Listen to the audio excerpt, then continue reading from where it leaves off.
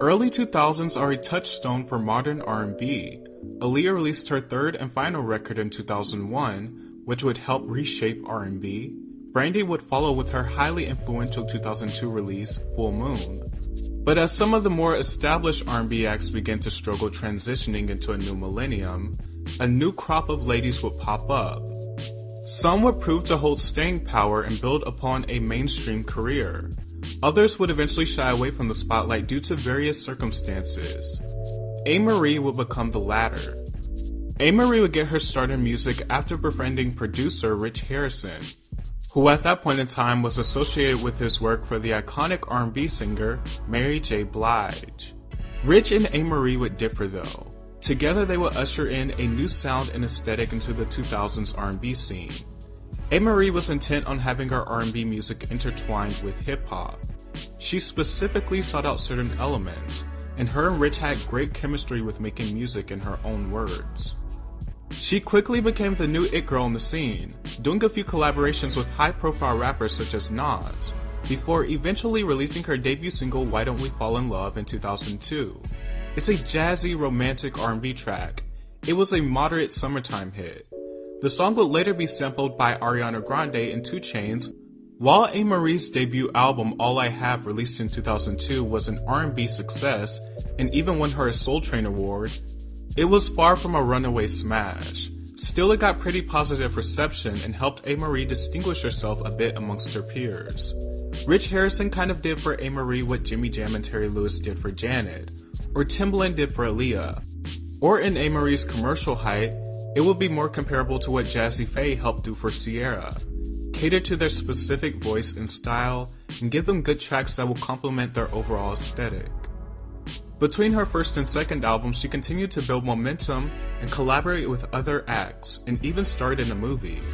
Meanwhile, her producer was making waves with some of her peers, and kinda spreading the musical output that him and Amerie introduced to thousands pop and R&B, and became known for. That sound is known as go-go music. And being that go-go originates from Washington, D.C., and Amerie is a D.C. girl, the match was perfect. It's a heavily percussive genre that added flair to Amerie's light voice. In the meantime, Rich Harrison would produce mega hits, most notably one of Beyoncé's signature hits, Crazy in Love, which became the first smash hit of her solo career. While Amerie was about to have the smash hit of her career as well, it didn't come easily.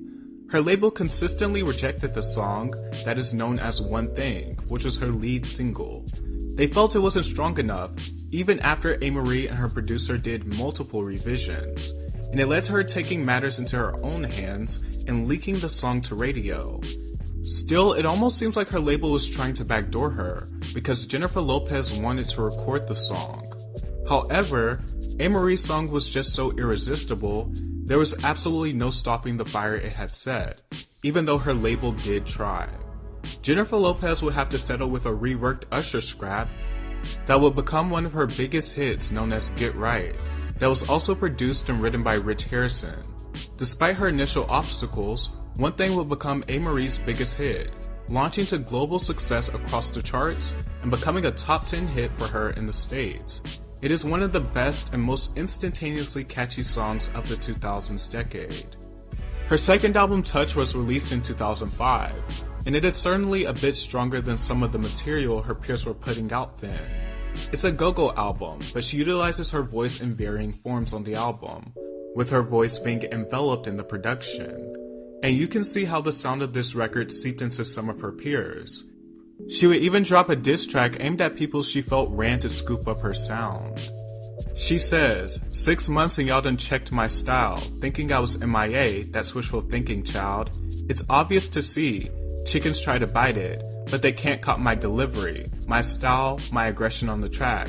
When y'all chicks know y'all wasn't singing like that. So let me break it down for you, to the ground for you. Go and chase that track, pay 100 stack, but you can't buy my sound, can't take my flow, can't take my swag. So she was clearly fed up. Unfortunately, Amerie got caught in a lot of industry politics, where she was pushed to the side. And this is something that happened to many acts during this time, like Ciara, Christina Milian, Tierra Marie, and it even almost happened to Rihanna. a lot of labels shuffling and singers getting dropped during this period. Amerie's label did not properly support her third and final album on their roster. The album is known as Because I Love It, released in 2007. After many delays, it was met with the best reviews of her career. Although she had moderate success with the singles in the UK and parts of Europe, it was not released or promoted in the States, where Amerie had achieved the bulk of her success, which obviously set her back commercially. She would then switch labels. The label switch resulted in her 2009 album In Love and War. And she eventually left that label as well, opting for the independent route. And she's released multiple EPs since then that have been well received by critics. Present day, she is also a YouTuber. Her channel primarily focuses on books. She runs a book club, and still pops out every now and then to perform her classics. One Thing has been continuously lauded since its release, not only by publications, but also internet culture. With a hit as popular as One Thing, she is surely memorialized into thousands pop culture.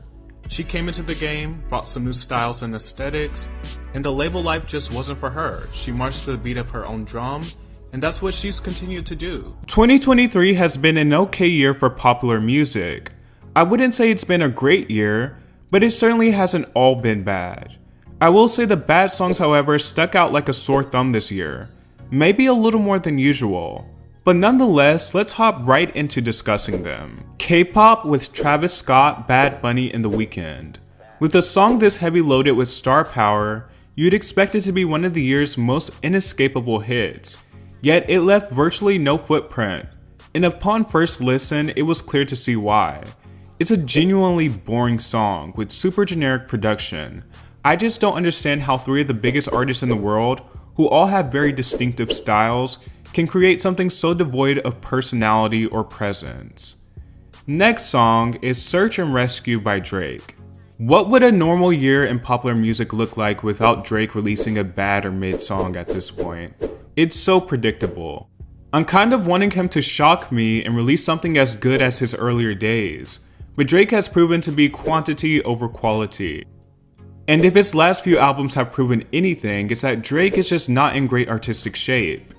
Search and Rescue sounds devoid of any and all character. It's like if you told AI or a team of writers to write a Drake song, this is what it would sound like. It's not very good or convincing. Karma remix with Ice Spice.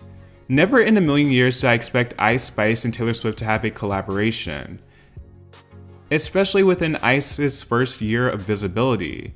She's had massive hype, and securing a feature with the biggest pop star on the planet, who by the way doesn't have a lot of rap features, seems like 1, such a hard thing to do, and 2, very impressive. I like the original Karma well enough. It has a nice melody, nice production, and unique thematic angle. Unfortunately, the magic is completely lost on Karma remix. This is No Boy's a Liar. Ice Spice sounds awkward and misplaced, and her verses just drag along. She added nothing to the song, but it served as yet another notch in her belt. Baby Don't Hurt Me, David Guetta, Amerie, and Coi Leray. David Guetta came back in a big way last year with I'm Good alongside BB Rexa, which was just a reworking of I'm Blue by Eiffel 65. And ever since then, Guetta has been trying to recapture lightning in a bottle with his mini releases that follow the same exact formula. This time around taking on Hathaway's What Is Love, with Amerie and Coi Leray tagging along. Coi's verse actually isn't half bad, but the verses are forgettable. The style of brash synths are awful, and Hathaway's original song sometimes gets ragged on for being a little cheesy, but it's arguably the most iconic Eurodance song of all time, and David Guetta attempting to rework it only highlights how great of a song the original is. Single soon, Selena Gomez. Selena Gomez has become a makeup lady. Rare Beauty has done extremely well. Selena's music career and output has not been as consistent as her presence in the media, and her musical return this year left a lot to be desired. Selena literally has no presence at all on this song. She sounds like she was forced to record it and was bored while doing it. I imagine if someone like Carly Rae Jepsen sung this song, it would have sounded and fared much, much better. But Selena doesn't have enough vitality on this song. It's quite literally the type of plain background music you'd expect to hear on something like a makeup advert. Bongos, Cardi B, and Megan Thee Stallion. Cardi B seems to be stuck artistically. She's been up and down about her album, she's been coasting on features, and has expressed a lack of security in her music. A far cry from her boisterous debut in 2018, where everything seemed to fall in line seamlessly.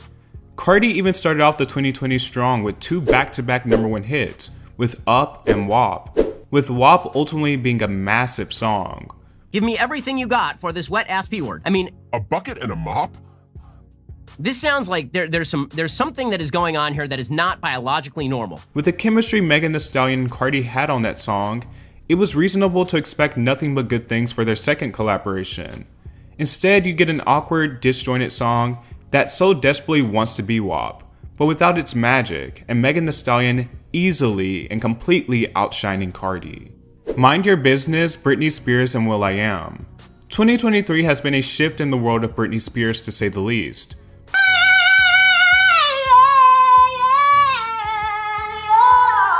Post-conservatorship Britney is drastically different, which is expected, but I always wondered how this would materialize into music, if any at all.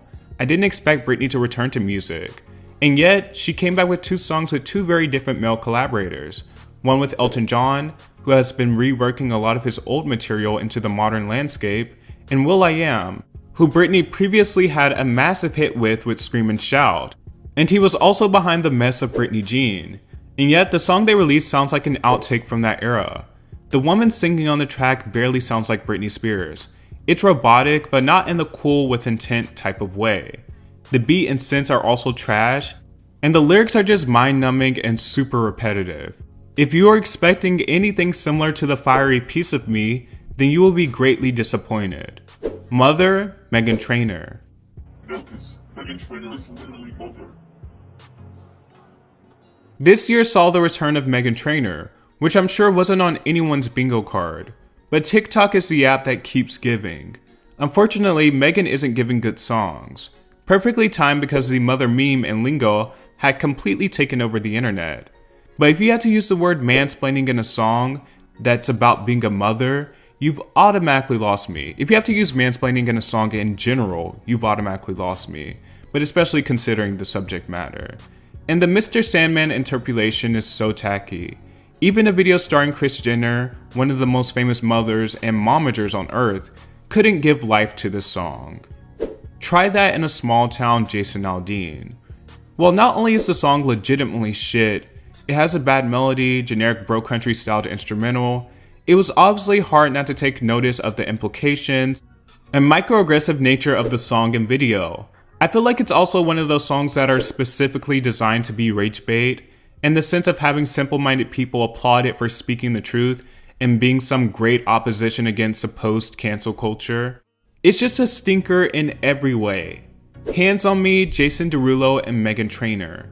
2 pop stars who had their prime in the 2010s and had TikTok breathe new life into their careers, which has resulted in several bad, desperate, and on-the-nose pandering songs from both. Their biggest offense, however, came as a duo, flipping one of pop and R&B's greatest standards, Benny King's Stand By Me, into a lame and plastic sex jam. The funny thing is, they managed to make it sound like every Meghan Trainor song in existence. Soulless, flavorless, uninspired doo-wop. In an era filled to the brim with lazy sampling, this one is particularly egregious. While they spend the entire song begging someone to put their hands on them, let's just hope neither one of them put their hands on a classic song again. Olivia Rodrigo's sophomore album has officially been unleashed into the world, following her monstrous debut album Sour, that took the world by storm seemingly out of nowhere in 2021. Propelled by singles like Driver's License and Deja Vu, Olivia painted herself as a figure that spoke to heartbreak. More importantly, teenage heartbreak. While the potential of Olivia's talent is undeniable on Sour, I ultimately felt the best moments came from the singles, and wasn't really a massive fan of the indie-style piano-driven ballad direction that most of the album took. I feel like the non-piano ballads helped show her own personality more, and helped make her feel less ordinary. With that being said, I've grown more appreciation for a song like Driver's License with time, and what it was able to capture at least. and that is genuine emotion and genuine heartbreak. More than anything, I think Olivia's strong suit is her ability to emote. You tend to get the sense that she means every word she says. I also feel like Sour was a bit one note in its perspective, which at times made a few of the songs feel like one long song. So I was definitely interested to see where Olivia Rodrigo would go from Sour, and how exactly she would build upon it. And her kicking off this era with Vampire left even more of a question, because it essentially felt like a more progressive take on Driver's License, but not exactly a total knockout of some of the tracks from Sour. She once again teamed up with Dan Nigro for Guts, who has become her go-to producer, and they certainly have a lot of creative chemistry, with him helping Olivia dive into more creative or throwback sounds that have been slowly making a resurgence, like the second single from the album, Bad Idea, Right?, which recalls the brattiness of Avril Lavigne's girlfriend or Tony Basil's Mickey, over some pretty compelling 2000s pop rock instrumentation. It's essentially a novelty song, but a very good one, albeit slightly annoying.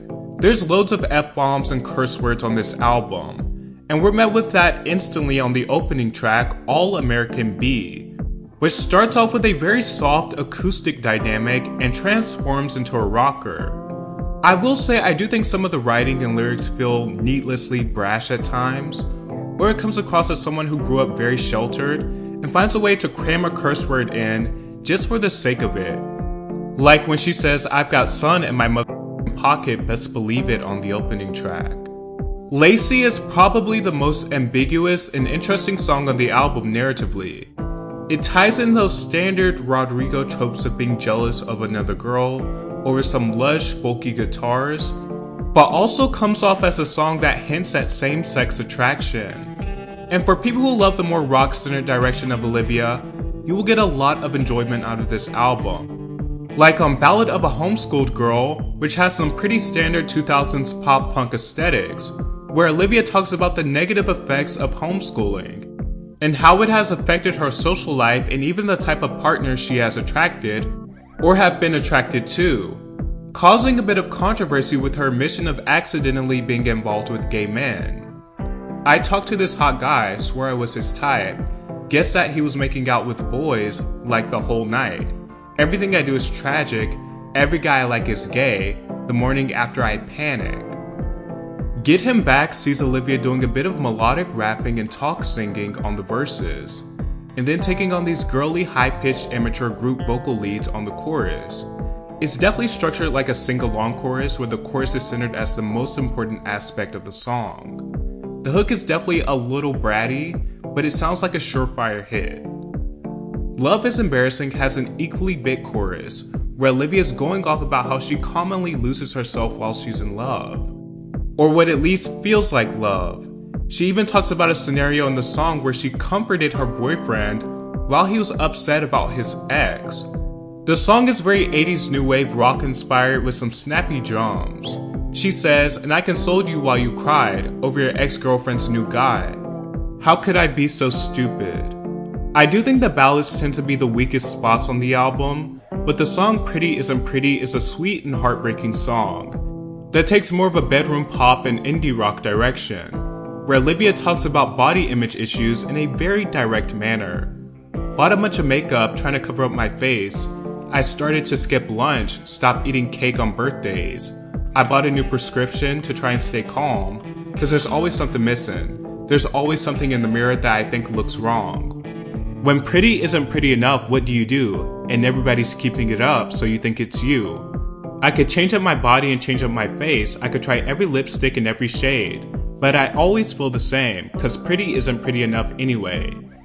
It recalls songs like Pretty Hurts by Beyonce and Unpretty by TLC. It's heartbreaking that anyone feels this way, but even more so I'm sure resonates with a lot of Olivia's audience, especially in the age of social media pressure. It's really a great, but simple and straightforward song.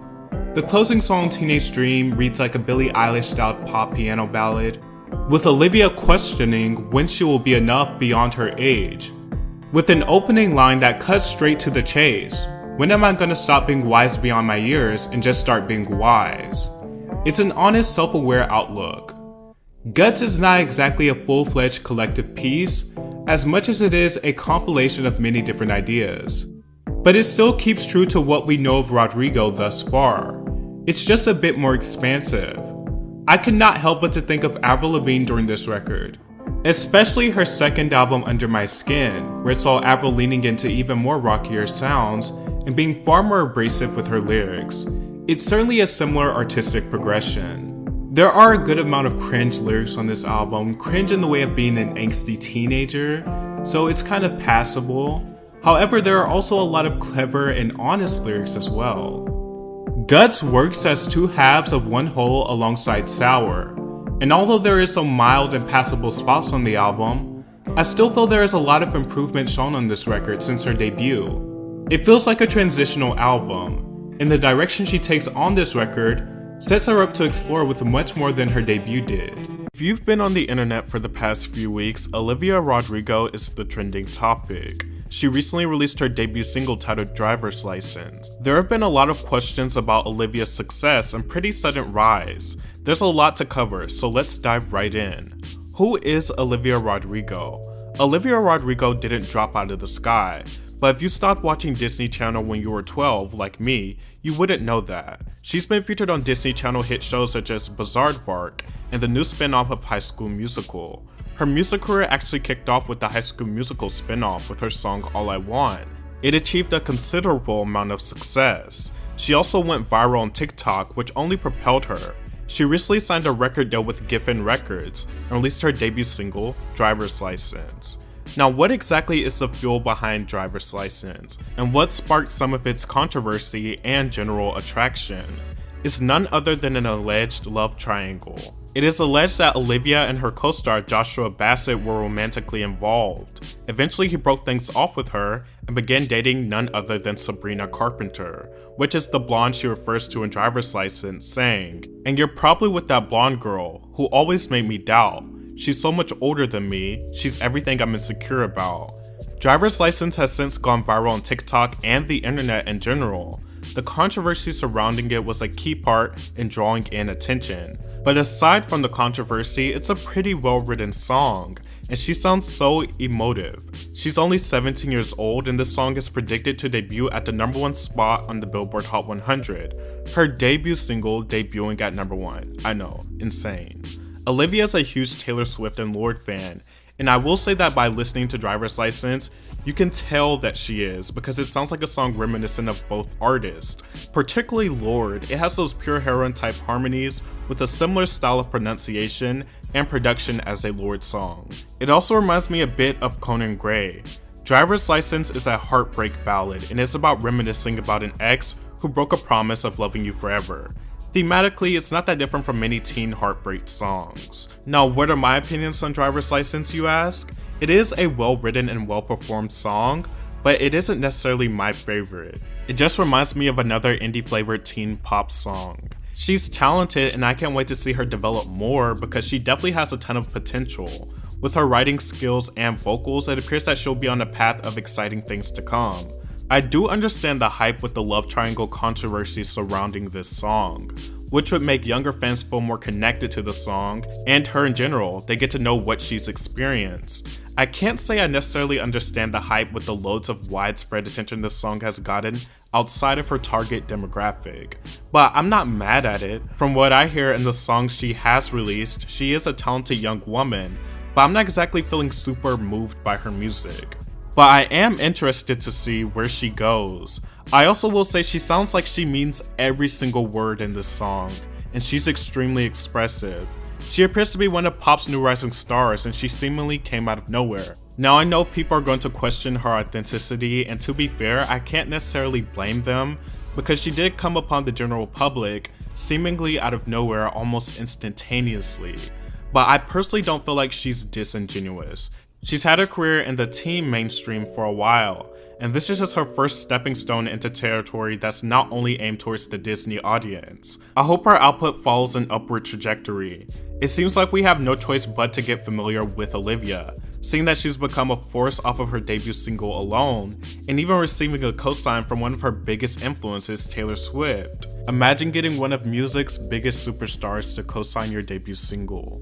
Hopefully the expectations aren't too high and she's able to promptly follow up and continue her journey as a new pop starlet without any hurdles. Madison Beer is a pop star turned social media influencer turned pop star again. She released her first couple songs at the beginning of the 2010s decade. If you don't know her history, she was discovered by Justin Bieber after posting covers on YouTube. She was then signed to Island Records and made typical bubblegum teen pop. She was then dropped by Island Records at the age of 16. She had movies, TV shows, and the music she had worked on scrapped, saying, "It took me getting my dreams and then having them honestly all ripped away from me to put me where I am now. I don't think I would be as artistic. I literally had everything taken away from me." Beer explained that everyone left and gave up on her after the label dropped her, except for her mom, who managed her on her own for 2 years. She then came back with the independently released EP As She Pleases, which is a moody blend of pop and R&B, comparable to a lot of music that was being released during that time. It had limited standout highlights, but I think its true purpose was more so Madison re-establishing herself after all she had went through. She landed a deal with Epic Records in 2019 and has been teasing her debut album Life Support for quite some time, with a plethora of singles. The first song released from this era was Good and Goodbye. Good and Goodbye is a mediocre song. It's not bad, but it doesn't excel. I found the spelling part of the song to be a bit childish. Like I said before, the only person that can spell in the middle of a song and not make me cringe is Gwen Stefani, and the late great Aretha Franklin. The message of the song is universal. It's female power, and she talks about not holding on, and that the good and goodbye is so easy because the relationship is so toxic. The second song she released was Selfish, which I think up until that point eclipsed every song she had released. It's raw, it's vulnerable, it's beautiful, and her vocals sound so light, airy, and emotive. Contrary to her highly produced music videos, Selfish was stripped down and features a lot of close-ups and just her singing. The message also details relationship troubles. She's still loving someone who doesn't want to take care of themselves or love her properly, but she's gradually pulling away from them. The next single was Stained Glass, which I think is her best emotional song. The song sounds a bit FKA Twigs influenced, but I think she still manages to make it her own. The title Stained Glass quite literally applies to the subject matter of the song. Madison sat down in an interview and talked about the meaning of stained glass, saying, "I wrote Stained Glass at a time where I was really struggling mentally. The song was my message not only to the public, but to those around me, to be more gentle on people and not judge them so hard, because you never know what someone's been going through. People sometimes assume that I'm okay when I'm not. People don't really see the parts of me that are ugly, sad, or depressed. They only see the sides they want to see, or the sides I feel comfortable to show because of the scrutiny that I've been in under my life." I liked having more insight about her struggles being in the public eye. And overall, it's just a beautiful song. It starts off as a piano ballad and completely transforms into the chorus when the drums kick in. If not her best, it's definitely one of her finest works and shows that she could lead to having more depth as an artist instead of just the normal pre-packaged pop songs.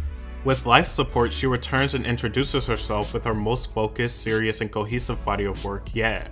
However, this album doesn't go without its faults. Speaking of why she titled the album Life Support with Enemy, it's much more personal than anyone might expect. I was in a really dark place. I wanted to genuinely... My team around me was super supportive. I genuinely believed that the time that I was creating my album and the time that I was genuinely and not wanting to live anymore were intertwined for a reason, because that was my life support. Explaining the title, she added, "That's why I called this album Life Support, because it kept me alive. I was going through a genuinely really tough time when we were creating this album. I had just been diagnosed with borderline personality disorder, and I was in and out of a lot of dark mental states. So she obviously set out to make a statement with this album.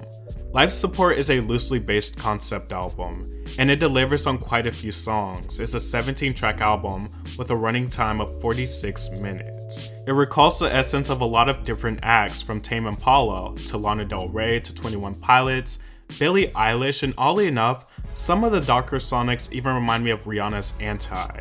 Majority of the tracks are done in a way that's not too derivative though. In quite a few of the tracks you can also hear the 60s pop influence, but it's delivered wrapped in a modern, edgier bow. The album kicks off with The Beginning, where Madison does these vocal riffs over a mostly minimalist backing, which turns into harmonizations with a guitar. And it's not a fully conceptualized song, but I think it serves a purpose of making a grand entrance. It showcases her vocal ability and light, airy tone. The beginning immediately transitions into Good and Goodbye, which is by far one of the worst songs on this record, and one of my least favorite songs she's ever released for this record. The spelling in this song and the lyricism is its true downfall. You put the over in lover, put the X in next, ain't no I in trouble, just you since we met. Cause you're toxic boy, I ain't even gotta try to find the G-O-O-D in goodbye. It just reads as something out of a middle school diary. The album picks back up with Default, which seems to be a song where Madison discusses her struggles with anxiety, and feeling like her current headspace will be the death of her.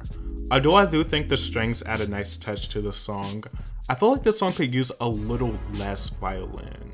Follow the White Rabbit is an instant highlight for me. It's packed with an intense bass and an overall eerie feeling. It reminds me a little bit of Melanie Martinez. Effortlessly is a ballad where Madison alludes to taking pills to cope with her emotions, while also watching herself deteriorate and fade. A beautiful vocal performance is delivered on this song, but nonetheless as one of my favorite tracks, and the vocoder ending as a special touch that elevates the emotion conveyed throughout the song. Stay Numb and Carry On sonically and even lyrically reminds me of a 21 Pilots track that could have been on Blurry Face. It's a song where Madison talks about essentially just pushing forward and being hurt so much that she becomes emotionless. With Blue, Madison channels her inner Lana Del Rey. The verses themselves can sound a little too derivative of Lana Del Rey. Lana's vocal style and production style is written all over this track. And even the lyrics are something you could picture Lana singing. I was always blue behind the red blood stain on my lips. You were always green with envy, saw right through the tenderness. We were like a California sunset, fated to die any minute. Getting rid of you might be the best thing I ever did. Even though it is a little derivative of Lana, I can't say that it stops me from enjoying it. I do enjoy the production and her vocal performance on this song. It's a song in the album where Madison seems to be becoming more self-aware and realizing she needs to run when her makeup does, meaning crying. Homesick, from my interpretation, is a song about feeling isolated and almost becoming comfortable in your loneliness. Madison talks about not feeling like she belongs. It's a song that reminds me of Miley Cyrus. It's a pretty simple guitar ballad. In the end, a Ricky and Morty sample comes in, which transitions into Selfish. Selfish is one of her best songs and a fine piece of a ballad. My only issue with this song is the Gemini line. It drives me crazy. The song sounds like a mature, beautiful ballad with a stunning vocal performance, and that Gemini line just takes it down one step. She says, I bet you thought you gave me real love, but we spent it all in nightclubs, all you ever do is lie, why you always such a Gemini? That line just makes me cringe so hard. Emotional Bruises recalls 50s and 60s doo-wop, but with a much more pop appeal. Thematically, Madison talks about constantly taking her ex back and finally letting them go. Everything Happens for a Reason is the last fully conceptualized song, and it's a pop-influenced country song. The message is pretty simple. She comes to the realization she still loves her ex, and doesn't understand why they would want to hurt her so bad. On the official album closer, Channel Surfing / The End, it reads like the closing credits of a movie. It shows little snippets of her journey through achieving the album, with Madison ending it with a thank you so much. I think this record was a solid debut for Madison, and will ultimately and hopefully lead to people seeing her as a more serious artist. It toyed with some interesting sonic ideas. Some of the lyrical content struggles with being too banal. I'll also say at some points the album felt overproduced. It could have used less vocal processing and layering, but on some songs it nailed the vocal effects. Madison has a beautiful voice and nice range, and she should let it shine and take the forefront of the songs more often instead of hiding it. Some of the songs were too short and some were too derivative of its influences, but I do think Madison is succeeding in carving a path for herself and making an artistic identity that is recognizable. She's straying away from her bubblegum pop roots and is being more vulnerable and personal. It's a nice landing for a debut record, which is coupled with dark sonics and themes of heartbreak, loneliness, and toxicity and love. Even if the production on this album isn't always nailed, it sounds expensive and detailed, and that's a quality I can appreciate. Madison put her best foot forward and delivered a lush collection compiled mostly of ballads, vocal effects, and darker sounding pop. I like this album. This is a promising debut effort, and seeing the highlights she achieved on this album, I will only expect even stronger material with her next few releases. Madison Beer was initially a very notable figure on social media for connections to Justin Bieber, her relationships, and looks. During that time, she was involved in a ton of drama and she was extremely inconsistent with what she wanted to be known for, which was her music. She had created a few passable kid-friendly songs that were so boring it made it easy not to take notice of her if it wasn't involving her beauty, because let's be honest, she is a very beautiful woman.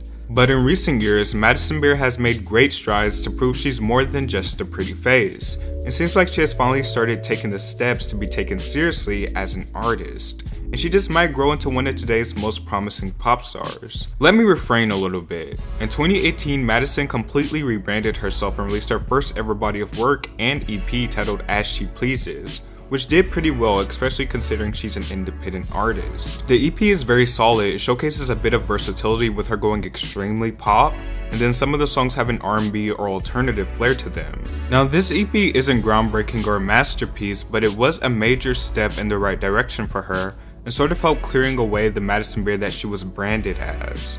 I can't say every song on this EP is listenable, however some can be more appealing than others. Madison is not an A-list vocalist by any means, however she does do a great job of being expressive with her voice, and she does have a nice range and tone to her voice.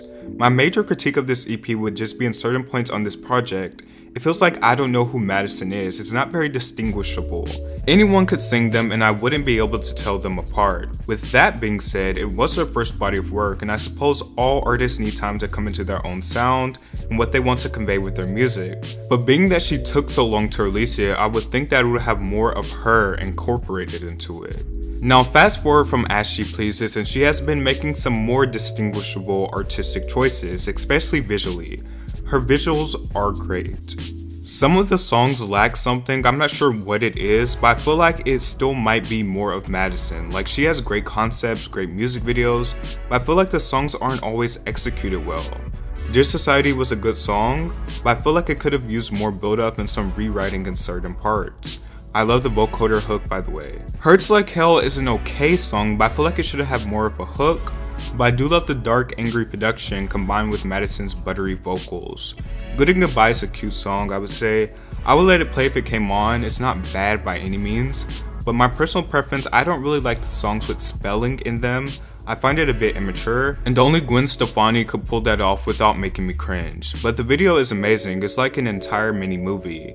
And then we have Selfish, her most recent song and probably the best song she's put out her entire career. And I would say marks another landmark within her career. It feels genuine, it feels compelling, the production is absolutely beautiful, and Madison paints a picture with the words she sings from personal experience a bit more vividly this time around, and calls out an ex-lover for being too damn selfish. She also showcases a lot of her range and technique in this song, and it has a lot of beautiful effects. It's very dreamy. On top of all the progress she's made, before she released Good and Goodbye, she announced that she was no longer independent and signed to Epic Records. And then she announced that her debut album Life Support is coming out this year. And that's a very bold title. I'm interested to see which direction she'll go in, since she's been making so much progress, and maybe she'll finally find her footing in the new world of pop music. I just think that she's someone to watch as of now. She's not exactly groundbreaking, at least yet, but she does seem to have a lot of potential that I could see her maybe becoming bigger in the next year or so, as long as she's consistent, because she's extremely inconsistent with her music releases sometimes. Today we're going to be talking about something that everyone on the internet seems to talk about, but I haven't really seen anyone take my perspective, so I just wanted to give my thoughts on this because it's been talked about for so long. Today we're going to be talking about Madison Beer. We're not going to be talking about her music, which I think she has progressed steadily with. Every release gets better, but we're going to be talking about the rumors of her plastic surgery. Madison Beer was recently spotted at a plastic surgery clinic and was called out for, quote, lying by a Twitter user. Now, whether Madison is a natural beauty has been under debate for a long time on the internet. I believe she did get lip fillers and she admitted to that, but she's denied having anything else done. Her looks have become an obsession, and I mean, it's easy to see why she's a beautiful woman, but it's starting to get out of hand now, way too out of hand. But Madison got caught out by this Twitter user for supposedly lying, and the Twitter user says, she was also caught by the paparazzi at a plastic surgery place, literally hiding. I love her music and herself, but it kind of frustrates me when I see her lying to us. Many girls have been known for being inspired by Madison for her supposed natural looks, but it's simply impossible. My response to this tweet is, first of all, I understand being inspired by someone's makeup or fashion, but I don't understand the sentiment of them being inspired by her natural looks or her beauty. Like, what is that even supposed to mean? Wanting to mimic someone's makeup look or fashion is totally normal. However, being inspired by someone's natural beauty that you just can't obtain is insane. And I think that goes for anyone, whether you're a teen girl or not. I feel like if you're trying to change yourself to mold and look exactly like someone else, then you have some deep-rooted issues with yourself. Second of all, no matter how many people look up to her, and she may want to take on the responsibility, she may not. But at the end of the day, she is not a parent. She is not responsible for little girls. And that's just the truth. That goes for any celebrity. They are not responsible for your children. They aren't. And especially now, celeb culture is just getting more controversial. And it's like celebrities are just as fucked up as us, if not even worse. They're just as bad.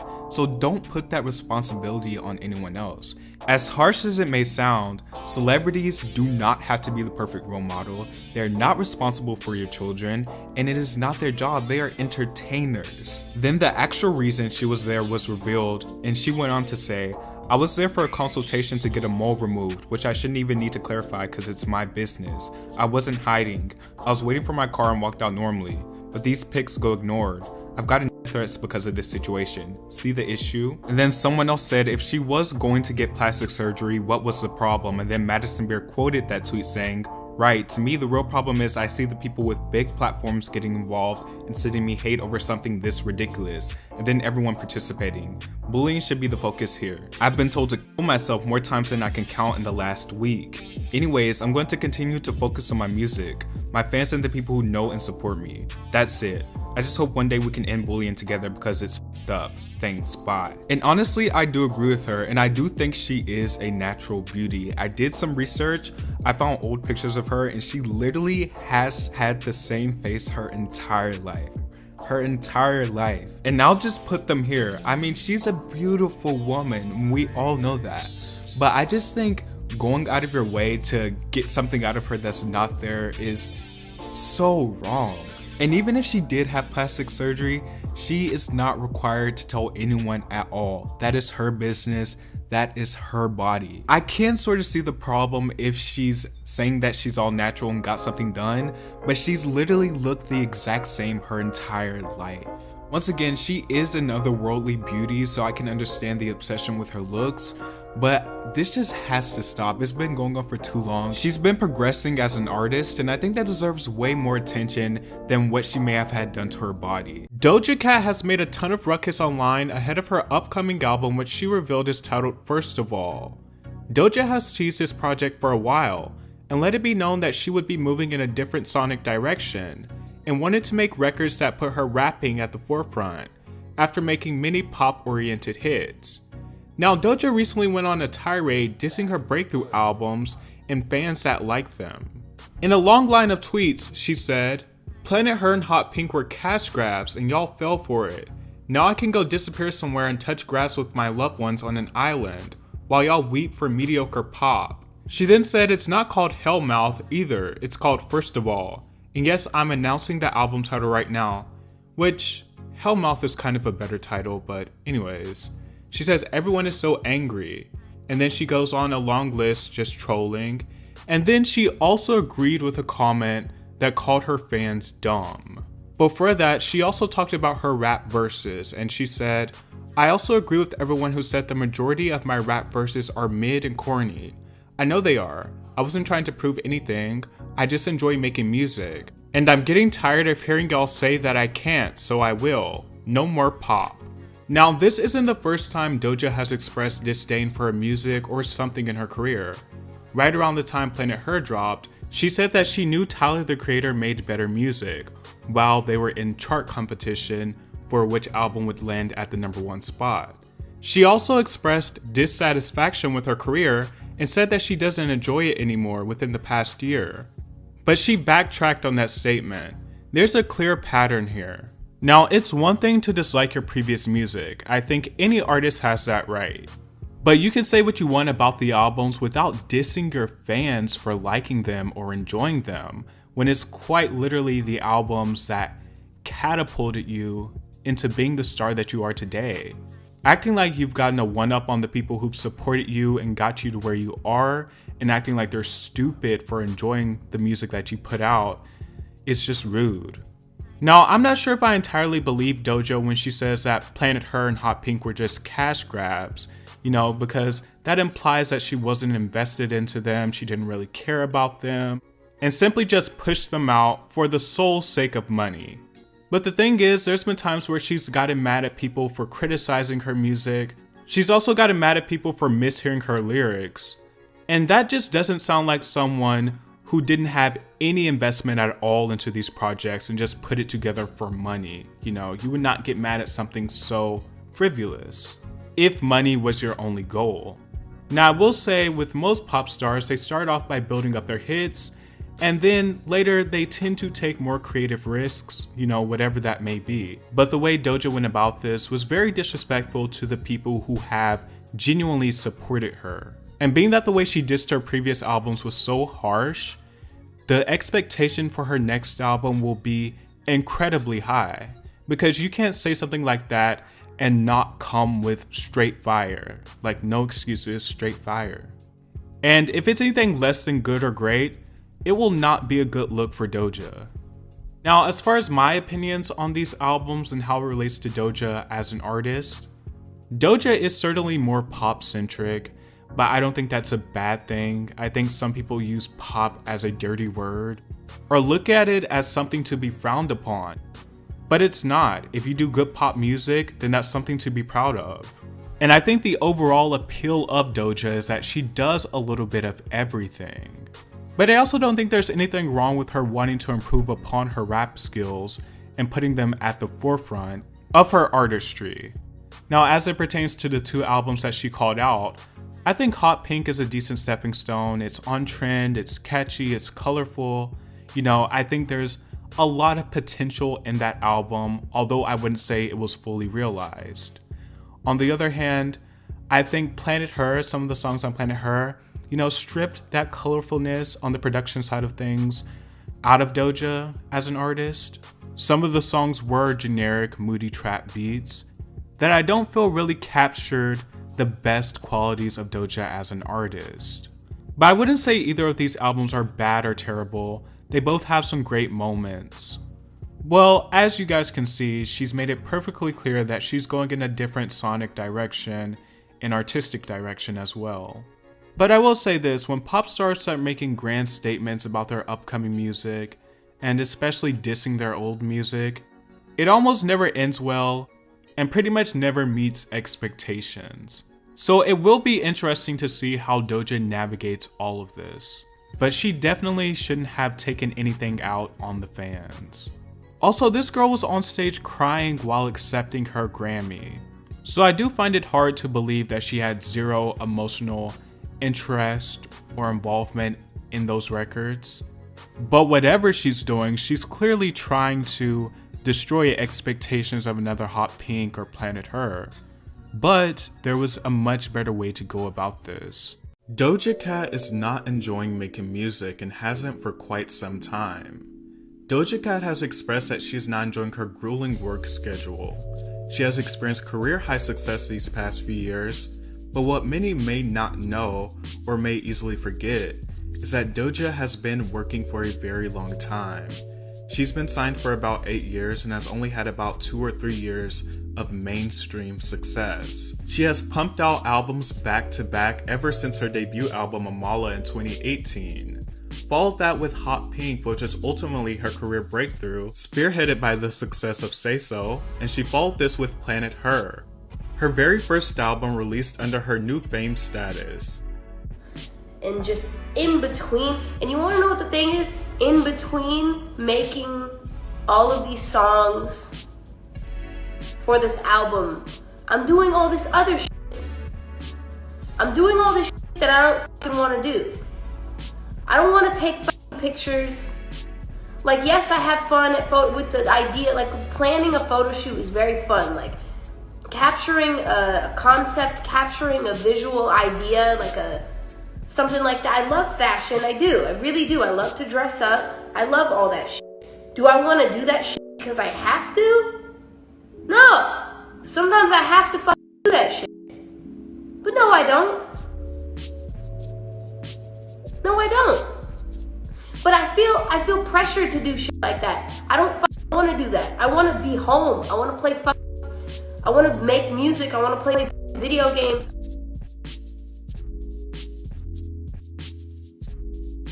Also, Doja is a very visually driven artist more than anything. So she has also been pumping out music videos and performances, and being on such a high and demanding scale all the time could very much be tiresome. Doja has expressed likeness for her success, especially on her song Payday, where she talks about finally reaching her dreams and being happy that she finally made it. And I assume it can be a bit bittersweet in that aspect. Like, you finally get what you've been working for your entire life, and then people start to take notice, and then you feel pressured to keep the machine going.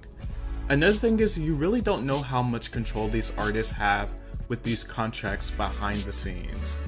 Now, I don't think Doja is a puppet or anything. I don't think any label could craft anyone as weird as her. She is very clearly a girl who grew up on the internet. However, she might be contractually obligated to do certain things. And what I noticed in this video is Doja is usually very sarcastic or a jokester, but in this video she seems genuinely upset, and she's not trying to hide it. Music at her level has become a demanding job now. It's not just a fun passion or pastime. Doja didn't even intentionally set out to be a breakout star. She was just having fun with Moo and it blew up. So I don't even think she herself thought that she would make it this major, especially after doing music for so long. But I think we've seen in celebrities, specifically singers, we've seen the pattern where they become overworked and eventually are pushed to a breaking point. And I hope she and her team actually take notice of her dissatisfaction and allows her to take a break. I don't get the vibe that Doja dislikes music or performances or photo shoots in general. I just believe she's burnt out on the working schedule. Mental health is very important and is essential to being functional. After Planet Her wraps up, I think she should take a break. Obviously for herself, but in addition, she's had so many hits these past few years, and if she releases another album in a few months, or just with a super quick turnaround date, she'll be far too overexposed and people will also get tired of her. I don't see a problem with her disappearing for a year or so, reconnecting with her music and coming back with another album. She obviously needs some type of relief more than anything. While people see Doja as a new star, she's really been at it for about a decade. It's also likely Doja just doesn't like her newfound fame. Many stars finally get popular, decide it's not something they actually like, make their millions and retreat from the spotlight. She obviously has expressed other interests like playing video games, spending time with her cat, and seems to be more interested in a simple life. I'm not saying she will, but I wouldn't be surprised if she adopted a lower profile again. Although I think it's a bit unlikely being so soon into her mainstream success. Whatever the case might be, Doja obviously wants to feel more grounded and comfortable again, and she deserves a break. Doja Cat has recently not only announced but reassured people that she is indeed quitting music. This all started because of her performance in Paraguay, which was well received from the looks of the videos. She got a ton of love from the crowd. But there was some bad weather and ultimately some fans were a bit upset that she didn't meet them the following day. And she tweeted, "There was a storm in Paraguay. The show got cancelled. When I left the next morning, there wasn't one person outside the hotel waiting for me. Let that sink in. I regret spending all the time I did getting ready that day for the show. I've been busting my every day to put on a show for you, but God bless." Now, due to the way she worded the tweet, there's been a bunch of misconceptions, particularly when it comes to the fans waiting outside. The tweet makes it seem like she was expecting fans to wait outside in bad weather to meet her, but she's actually responding to the backlash she was getting for allegedly not greeting fans. She's basically saying there was no one out there to greet. And there were many exchanges with upset fans, but I feel like Doja and her response could have been much better. Yes, there are people who feel entitled. Doja Cat is not obligated to meet or greet anyone if she doesn't want to. But there were complaints from fans who felt she didn't show care, didn't tweet anything about the cancellation, or really interact with fans. And I feel if that's true, it's valid as well. But I also feel like her statement completely disregarded the people who were just genuine supporters that supported her show and what she's done. She then went on a rant, and what makes this a bit different from a typical rant or even just Doja's common posts is that it lacks the usual sarcastic and comedic takes she usually involves in her posts. And during this rant, she said she quit music and she doubled down on it, saying that she's going to fulfill her obligations and then she's done. One fan said it was too late for Doja to apologize, and she said, "I'm not sorry." She then said, "I moved on, I'm just gonna let everybody be mad. I'm not taking pictures again with anybody else after this tour. I don't give up anymore. I've quit. I can't wait to disappear, and I don't need you to believe in me anymore. Everything is dead to me, music is dead, and I'm a fool for ever thinking I was made for this. This is a nightmare, unfollow me," she wrote. "This mess ain't for me, so I'm out. Y'all take care." She then changed her Twitter name to I Quit. Fans then questioned how she would quit if she has a tour coming up, and she responded by saying, "For those who are seeing me at the After Hours tour, I'm not bailing. But me not bailing doesn't mean my isn't going to disappear right after. I still got stuff I gotta do, and a lot of y'all think cause I post a picture means I'm not out. Pic doesn't equal music, goofy. So yes, that still means I got videos to film. I got performances to do, and I got content to drop. So I'm pooping it out and dipping. I ain't gone yet."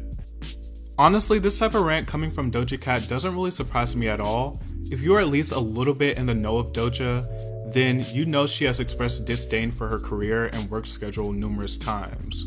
One of which wasn't even that long ago, and she got a bit upset that people were talking about it and kind of retracted her statement. And just in between, and you want to know what the thing is? In between making all of these songs for this album, I'm doing all this other shit.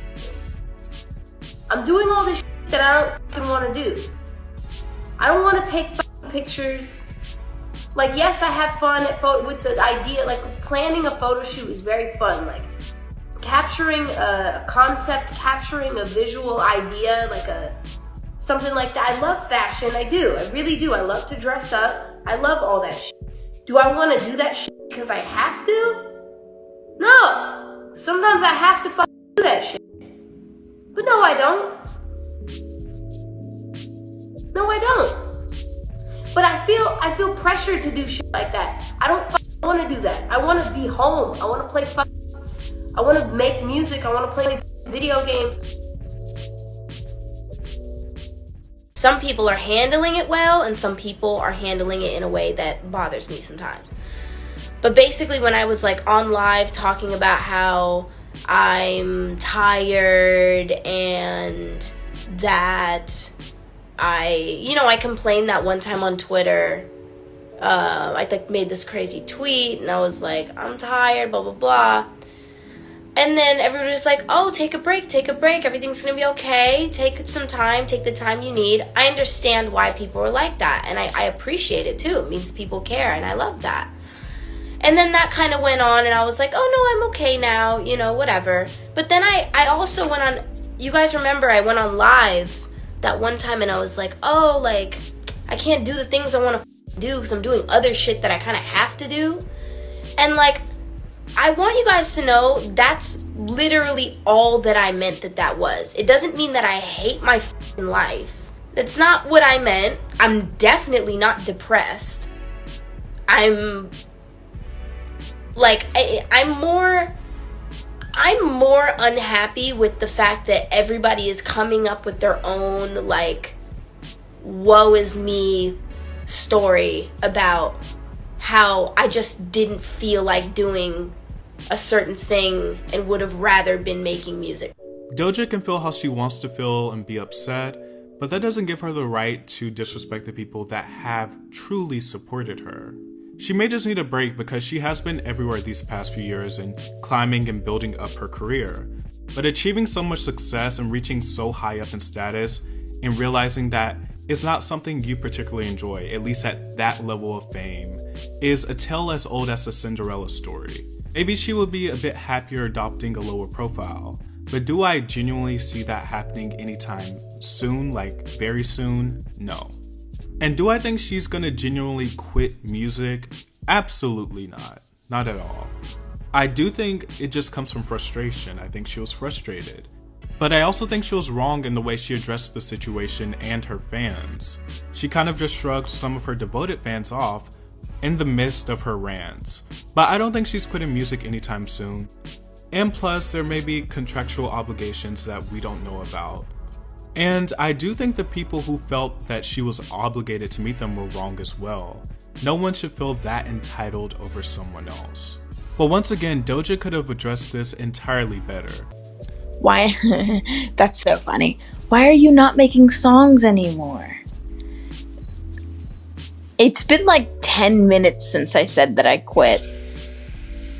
I guess that quit means like I'm never doing something again, but I don't speak English isn't my first language. Neither is any other language. Like I don't speak any language well. So, I just mean that I'm gone. I quit. It doesn't mean that I quit, but I quit. I quit. You see what I'm saying? I'm saying it in like a different way. You know. You know what I mean. You know what I mean?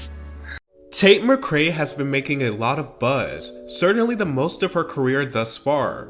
For those not familiar with Tate, she began her work as a dancer at the age of 6, eventually appearing on Justin Bieber's Purpose Tour, as well as So You Think You Can Dance. It wasn't until 2017 that she set out to launch a music career, experiencing viral success after uploading original songs she wrote to YouTube. The numbers she wrote in from her series became too apparent to not take notice, and she eventually landed a record deal with RCA Records. In 2020, she landed her breakout hit with the Billie Eilish-styled breakup ballad, You Broke Me First. While her debut album, I Used to Think I Could Fly, saw her going in a direction more adjacent to her bestie, Olivia Rodrigo, on some tracks. But at its core, it's an album with sad girl aesthetics. Tate recently broke new ground for her career with a Timbaland-styled 2000s dance R&B banger, Greedy. It's been likened to the work of Nelly Furtado, and has broken numerous streaming records, ultimately shaping up to be her biggest hit yet. And with the absence of other pop girls like Ariana Grande, there's clearly a void of casual bops to be filled, and this serves as the perfect ascension for someone like Tate. What separates Tate from a lot of her peers though is that she's a dancer, and a pretty entertaining one, that harkens back to the routines of performers like Aaliyah, Britney Spears, and Christina Aguilera, with Tate's most recent music video for her song Exes taking very direct inspiration from Christina Aguilera's Dirty, and doing a pretty good job at it as well.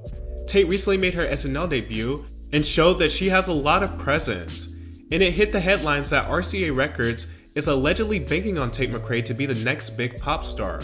And is that possible? Of course. Will it happen? Only time will tell. But what can be said is Tate and her team are leaving no boxes unchecked. She's everywhere, promoting, dancing, or releasing a new song. Personally, I think Greedy is a genuinely good pop song and her best single, with a super catchy hook.